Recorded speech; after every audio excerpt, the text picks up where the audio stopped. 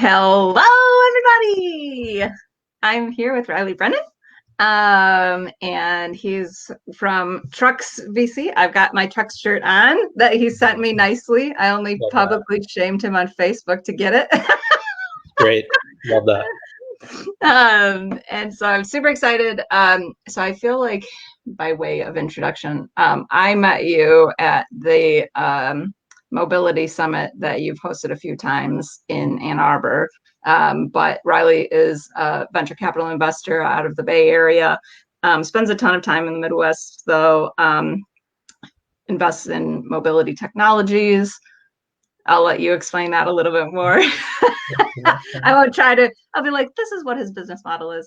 I felt like that summit that you did was so good. It was like all of the top like mobility experts across a lot of different industries, and like a lot of the insights that they have just looking at the mobility sector from their point of view was so interesting to me. And I think a lot of things I'm like, I don't really necessarily associate with mobility. I've like come to learn like, oh yeah, that's mobility too. Although sometimes like I was talking to someone a couple of weeks ago and they were saying, yes, mobility is things that move and also things that don't move. And I was like, okay, I can't understand.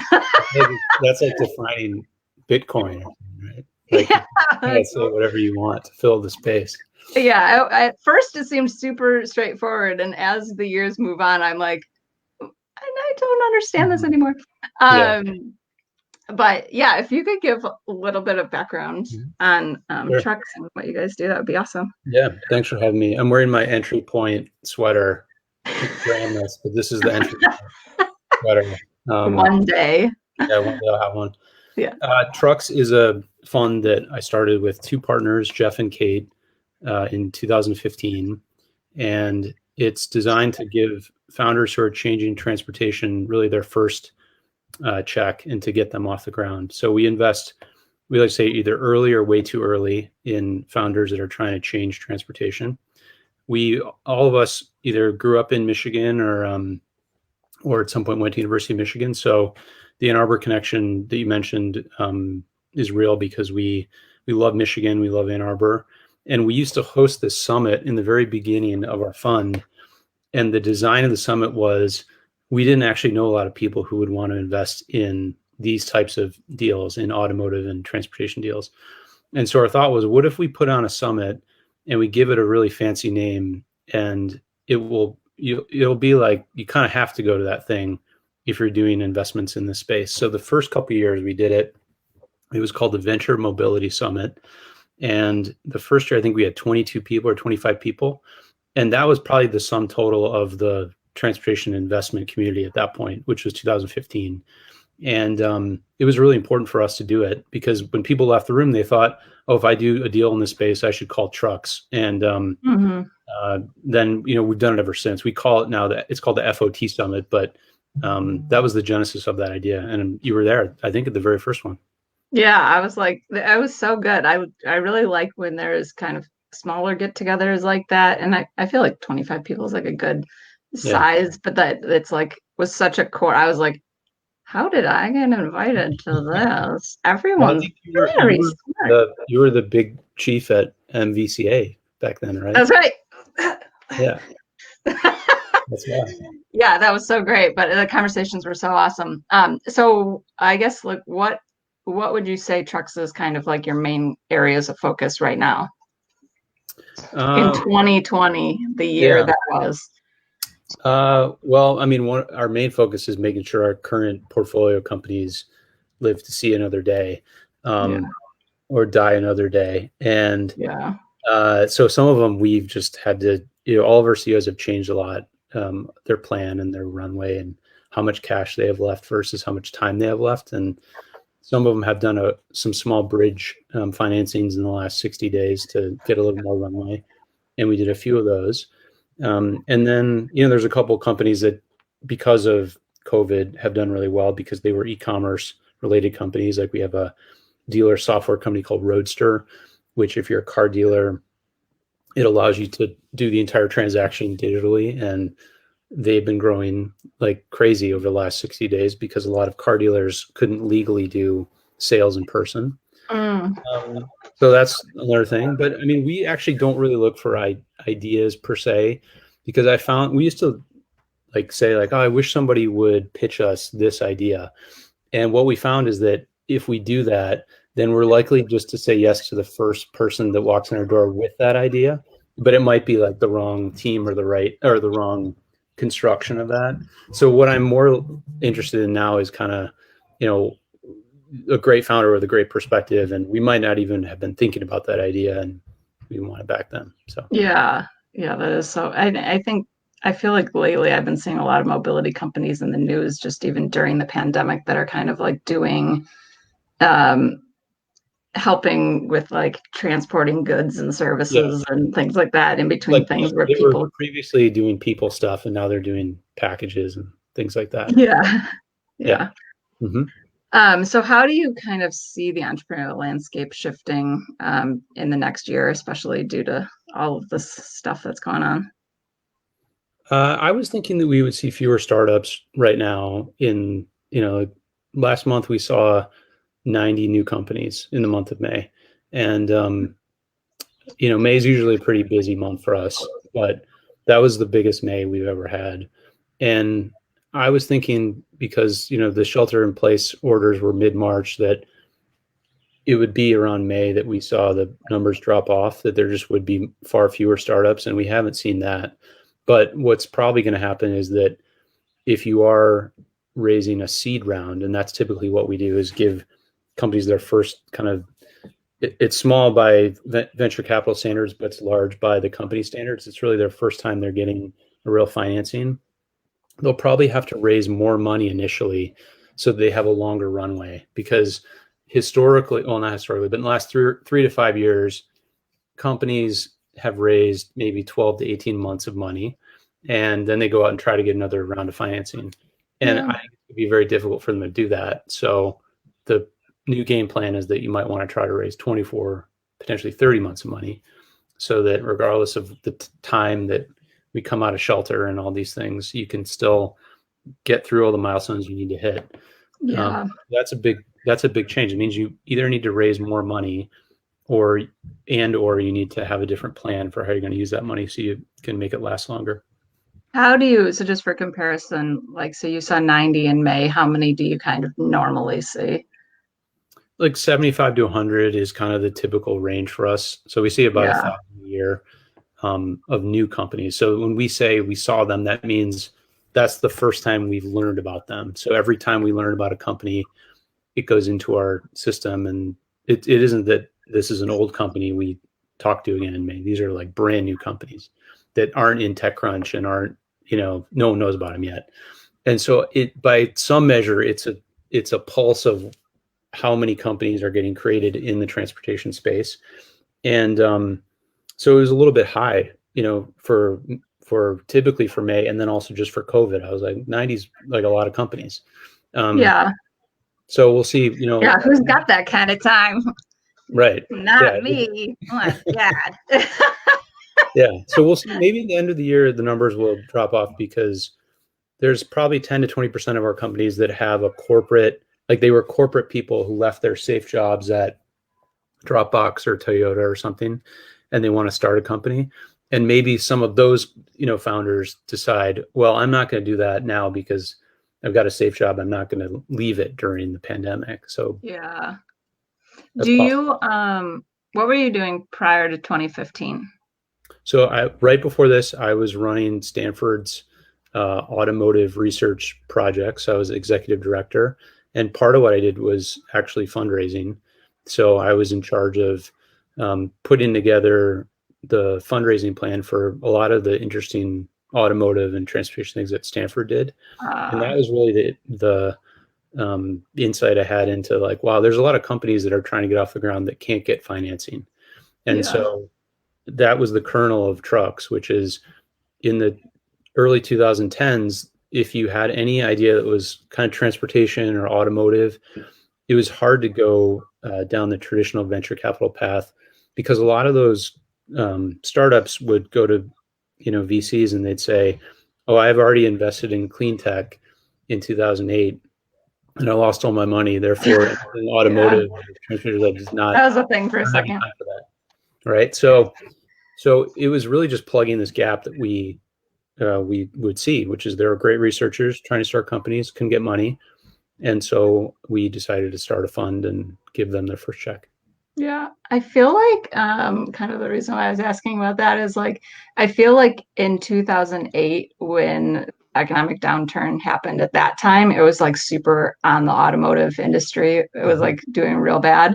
And then in like 2010, I feel like is when people started to like a lot of like, especially I would say in the Midwest, because it's so like, or in Michigan specifically, especially because it's so reliant on the auto industry. I think we saw like a ton of new companies and new venture firms start right around like 2010-ish, and like start investing more. And I think that a lot of the uptick that Michigan at least has seen in the like entrepreneurial and investment space has happened like 2010 and after. And a lot of people from the auto industry that, like you were saying, that kind of might have lost their job in 2008 or 2009, then were like, well, I'm going to start a company or I'm going to start a fund or something like that, that we saw an uptick. But I feel like with this, like if we end up kind of, if the pandemic kind of like pushes us into a recession, it's a little bit strange because it's going to be like all industries,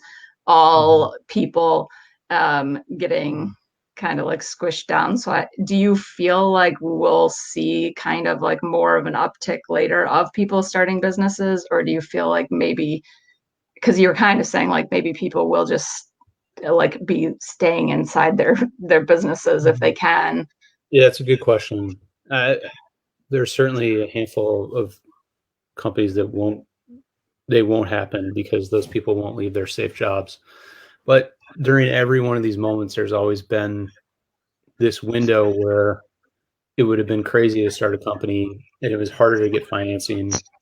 And then you have like historically, you look back and you're like, oh, look at all these great companies that were created during this dark period of the economy. And that's probably what we'll see in the next 24 months, which is that people who are crazy enough to start companies right now, and a year from now and 2 years from now, they're probably doing it for the right reasons. You know, if you were building a company when it was really easy to get financing and everybody was starting companies, then there's almost by definition, there's a handful of those companies that probably don't have founders that are in it for the right reasons.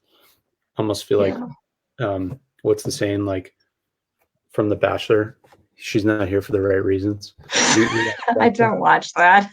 This is the first time this kind of conversation has happened where you've been like reference The Bachelor and like, yeah, I'm like, this is my first Bachelor reference of the day. But the day's only half over. So, so there are people who are going to start companies who are like really committed to them, doing it in a period of time when you probably shouldn't have started a company, and there'll be some really interesting stuff. So obviously we want to find those founders and back them. The harder part is that financing these companies, you know, we don't give the founders the entirety of the money they raise throughout the life of their business. So we give them their first check, and then there's been this healthy supply of capital after us, 18 months from us, 24 months from us, that would follow our company. So I think one of the bigger questions is, what does the landscape look like going from seed to Series A right now? We just made our first investment, actually. Well, we're about to make our first investment from meeting the company entirely during COVID, all virtual. We never met them in person, and we're leading the financing round. And we are going to have to get good at that because it's likely that we're in the same situation for 12 more months, maybe 18 months. But I wonder at Series A, if you're writing much bigger checks and you're, you know, writing a $10 million Series A check, can you do those virtually? I think you can. What does the relationship look like? How does it develop? Those are some questions. How do you know you're not getting catfished? Like, what if like you're on a Zoom call, it's just all dark in the room. They're like, yes, we can do such good work. Totally. You're like, no, we do more than that. Yeah, we hadn't put catfishing in our like diligence plan, but we probably see, that's a show you should start watching. You'd be suspicious of everyone. I'm like, who's real? You know what I They're all have found bots in though is there. that very few venture capitalists do real diligence on founders. So when we've, sometimes people already have an investment they're doing and they call us because they say, hey, do you want to look at this? We're leading this round. And, diligence means different things to different people. Sometimes Yeah. I think it means talking to customers of the company. Sometimes it could have been former employers and employees and coworkers. But it also means reference checks around their education and criminal. And you'd be surprised how uh, name brand venture capitalists that you have heard about don't do that type of work. Yeah, And I am surprised. so maybe 99% of the time they're okay, but in the short period of Truck's history, 5 years, um, we ran into a situation once where we had to walk away from an investment because of a problem in that regard. So it's Yeah. worth it if we have 35 investments, so we saved one out of 36. I think that's worth it for doing that work. Yeah. Yeah, for real. Because I think especially with a lot of the stuff that has happened in, I guess, forever, but that you like hear about afterwards and you're just like, oh God, you guys didn't even know about that. And then like it's like those bad ones that then you're just like, oh, how could you not have known this or that, So it's like, You can't know everything, but one of yeah, the things I exactly. really understand is when people lie about their education, because the criminal stuff, usually when you find it, it's like a traffic ticket or it's pretty minor most of the time, almost 100% of the time. It's when people say that they did something education wise that really calls into question all the other stuff they're telling you, because they could be, fronting that they graduated and they didn't, or Yeah. That's interesting. So what amazing mobility companies have you seen emerge because of the pandemic that are just really awesome? Like this is like fangirl a moment. I only want to hear about something really cool. You're like, I got nothing to tell you. because, well, it's an interesting question, because so you're saying like things that only because of COVID-19 have these Yeah. ideas. And it could have been maybe like a pivot of a company that was kind of doing one thing and then maybe just started doing something different that's like taken off pretty well. So the dealer company I talked about, Roadster, they're doing really well because of this. Another one, I think anything that has like a software only mechanism and that touches delivery is pretty fascinating. So there's a company we invested in called Gatic, which they would describe it as the middle mile. So um, medium duty trucks, UPS size trucks, things like that, that move goods typically from, distribution center to a retail store. Um, they're doing really well. They have a Hmm. partnership with Walmart and a Canadian company called Loblaw, and that would be one that, because of COVID, there's a lot more interest in Gatic. They actually just won a Planet M grant that was announced in the last month, so Oh, they're going to be doing cool. something for the first time in the state of Michigan relatively soon. So if Trevor Paul is listening, watching to this, thank you, Trevor Paul. And what else? I think, for us, if you look at um, the entirety of the trucks portfolio, there's a lot of automation that I think right now is an interesting time to look at automation, because there was already this thought that, automation for vehicles is going to take longer than everybody said it was going to take. And that's true. But there's also probably a lot more value in it in a lot of the specific use cases for automation than people imagine, whether they're structured routes in the city like May Mobility is doing, or agriculture like a company called Bear Flag Robotics. Yeah. So, we think that automation is really valuable. And despite pandemic, there's a lot of great companies that are getting created, and we want to invest in them. Yeah. That was a little less cool than I was hoping for. But Sorry. Well, I'll give you an idea that I haven't seen the company build yet, that I think is really interesting, that would be greater than transportation. So there's a need to figure out cleaning and sanitation that we have not figured out in transportation, and also other industries like restaurants and sporting venues, where people we not only need to clean things differently, but we also need to communicate to users that something is clean. And the Mm. analogy would be, if you go to a hotel and you see that they've folded down the little, the first piece of toilet paper as a signal to you that you're the first person to enter the hotel room, right?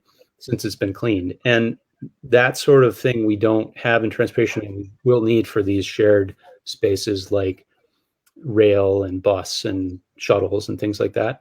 And I think there's probably a company that gets created that cuts across transportation and hospitality and these other things, which, if you find that company, please send them to me. Yeah, that is so interesting. I do find, see, that's what I was looking for. Thank you for that. Yeah. I was like, yeah, you're like, okay, analogy of the toilet paper. Is that what you're looking for? I'm like, yes. Oh my God, that's so cool. Or bachelor references, toilet paper design references. That's what yes. Yeah, exactly. Okay. Let's see. Oh, okay. So this is like kind of we moved from toilet paper references to something serious now. I am not a great interviewer, but so we're just going to jump right in. So I feel like, kind of by way of introduction to this topic, I feel like a lot of times when I am watching a panel, because there's so many of these panels that are like talking to a large group of entrepreneurs about how do you talk to a VC or how do you find VC funding, and like super frequently I feel like there's like the real hotshot VC on the panel who's just like, if you really wanted money from my company, you would find a guy that that like and sell that guy and get that guy to introduce you to me, and then I'll know like that's how you do it. You like get the warm intro, no cold calls, no things like that.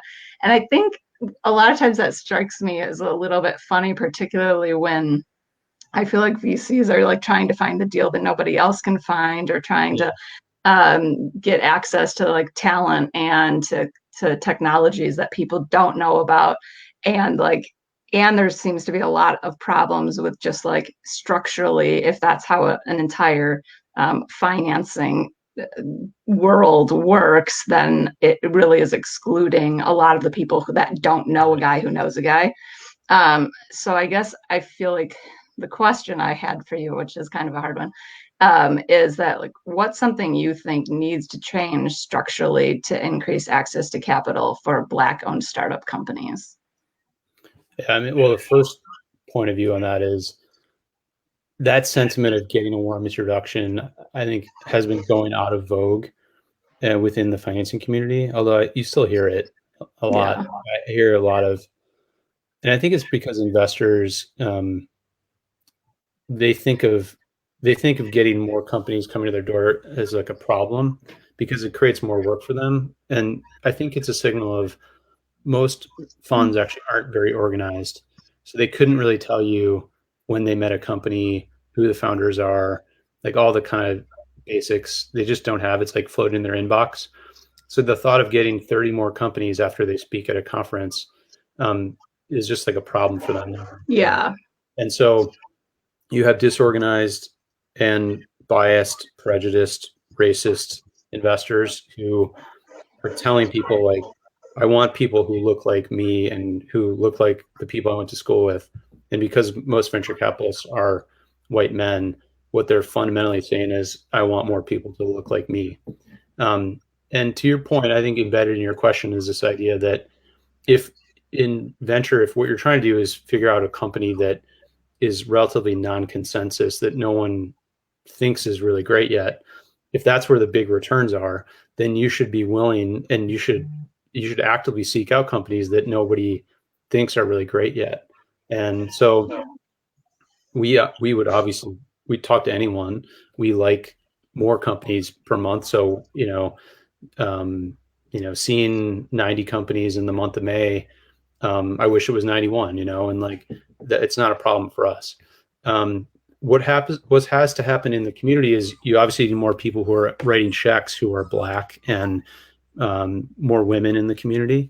Mm-hmm. And I don't think that we right now are at like anywhere near a reasonable amount of those type of investors. Like we have a lot of interesting comments that have been made over the last couple of weeks. But when you ask VCs to show their portfolio, there's very few companies they've invested in that have a women founder, have a Black founder, really small numbers. Yeah. Yeah, that is true. It is very, very small. And I'll be interested to see. I mean, there's been a lot of like statements and calls to action and things like that made by I think a lot of people that were kind of doing this before, like trying to build a more inclusive portfolio or trying or like have that kind of baked into their being more intentional into their process. Yeah. That like I feel like I wish that was more of those calls for action were coming from people that didn't prior have that, where then they could say like, hey, like this is like we didn't do it before and now we're gonna do this and this is what we're gonna do and how we're figuring it out and like Yeah. realizing it's important and things like that. And that's something I don't feel like I've quite seen as much so far I mean, in the I think financing world, like broadly. I think the basic idea of do you have a diversity and inclusion strategy at your fund is something that I would say most funds have never thought about, and it's better that they've considered that in the last 2 weeks. But you would find that most funds haven't even heard of the term D&I until like 3 days ago or something, right? Yeah. They don't have a policy on it, So uh, hopefully they will all come to the realization that they need to have an investment team that reflects the investments they want to bring in. And Yeah. for us, we've been pretty focused on getting more women in the auto space historically. I think that's one of the things at Trucks we've been pretty outspoken about. It's unusual to have a woman investing partner at a firm that does transportation investments. And, at Trucks, we have 2 men and a woman as GPs. And so we've had this policy from the beginning about when we get asked to speak on panels, if it's all men, we call that a manel, and we say that we won't speak on any manels. So what we typically do is we respond and say, I'll give up my spot if you find a suitable woman replacement for the spot you're going to invite me to. And what we found over the years is that people would be like, oh, that's interesting, but like, could you recommend a woman? So we ended up building this database, which you can find at women.trucks.vc. And it's basically this reason why you shouldn't have any excuse to have not to have a great woman automotive or transportation leader on your next speaking panel. There's literally 200 amazing leaders on there from every category, from journalists, early stage, late stage, government. Like, it's filled with interesting people. And I turn people to that list now because they say to me, oh, we don't know any great candidates. I'm like, dude, there's 200 here.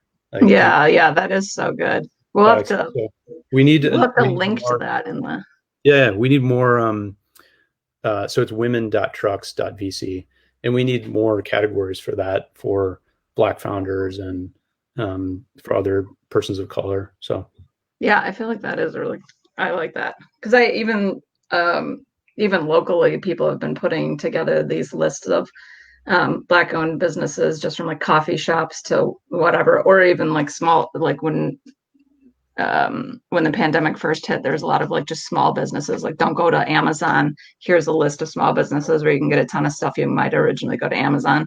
And I feel like that's like been so helpful to kind of sort through lists like that because people are just kind of like too busy, too lazy, something. And then if you like put it together for them, I really like that. We just linked to it. Molly just thanks, cool. Molly. Just linked to it in the comments. So that's really great. Okay.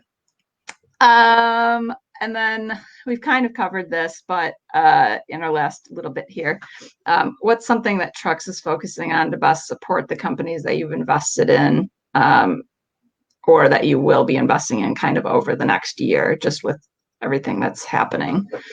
Like opens and closes and opens and closes. I think that one of the things that companies need to get a lot better at is using communications to sell into big companies, because they can't go there in person. So you think of things like, case studies and white papers as being the domain of like later stage companies, maybe. But I think even the earliest stage companies should be doing that type of work. And because they need a proxy for themselves showing up at a supplier, an automaker, whatever company to sell into. And really well done communications assets like that actually travel pretty well. So I think our early stage companies that don't have that, that's one of the things that we like to push them toward, probably earlier than they thought they were going to have to do. And I'm going to guess that we're going to see a lot more of that work over the next year as people can't do any in-person selling. So that's one thing. We don't do that in-house, but we have a handful of recommended people that we give our founders this list, and then they usually pick from it. And then the other thing is just we have a big opportunity to, fund people who are starting companies in other states and other cities. We really like investing in the U.S. and Canada, and we're on the verge of making a new investment in Canada right now. We'd love to see more founders from other areas. I'd love to see more companies out of Ann Arbor. We have 2 investments in Ann Arbor, and we'd love to see more. We actually saw more companies out of Columbus, Ohio last year than Ann Arbor, which is a little embarrassing if you think about it, if you're a Michigan person like me. My sister goes to Ohio State. So I'm always like, it's so nice down there. It is actually pretty nice. Don't tell anyone. Yeah. I was like at her campus and I was like expecting, I don't know what I was expecting. And I was just like, my gosh, this is like so fancy. In her dorm, she had like an entire kitchen. I'm like, oh, do you not have a meal plan? Like, that's such a bummer.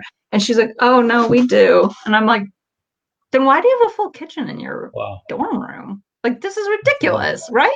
And like, yeah, she was just like, I don't know. San Francisco. So, yeah. She just was like, she was like, just so we can have like get-togethers and things. I'm like, what? If we had that at Michigan State, I would have gone crazy. Like, they are designing your dorms so you can have parties in them. Like, this is so nice. But okay, cool. One more question and then I'll let you go. What is something that you're looking forward to after we're allowed to just leave our houses normally all crazy like in probably like 2022? That's a great question. I think just kind of, people watching at bars and restaurants, and being able to sit outside. And where we live in San Francisco, there's a little neighborhood right near us called West Portal. And there are a lot of nice little places that we like to walk with our kids and go to dinner and stuff. And I really miss that little tiny neighborhood vibe, picking up food from those restaurants. In some way, you're supporting them, but it misses a lot of the ancillary benefits of why you go out and do this stuff. So I miss those places, and I miss that feeling of walking around. And also I miss, walking around without a mask on. I'm a pro mask person. So yeah, me too. Even though I'm wearing one all the time, I miss not wearing one. I miss not wearing one. Yeah. How about you? Yeah, I feel like, that's a really great, that's funny. I'm not even ready for my own question. I think probably just having like people over and then like being able, like even over to our house, like, and just being able to kind of like have as many people and not be like, where were they? And who else might we also have over? And later that day, like this weekend, it was my son's first birthday party, and we had like my husband's parents over in the morning, and then we had my cousin and his family over in the afternoon, because like we were like, well, if we have my cousin and his family over first and then they gave it to us, then we'd give it to the higher risk people. It looks like yeah. So I'm just kind of like looking forward, like we usually in summer have like 75 people over at once, like a couple times in the summertime, and then like just because we have like a big yard. And now we're just like not able to do that. And so it's kind of a bummer. But so I would say that. That's a good one. But yeah, cool. Well, it was so good talking to you. Thanks, and thanks so much for for joining us. And I will hopefully talk to you soon, and enjoy staying inside and wearing your mask. I will. Take care. Okay, see ya.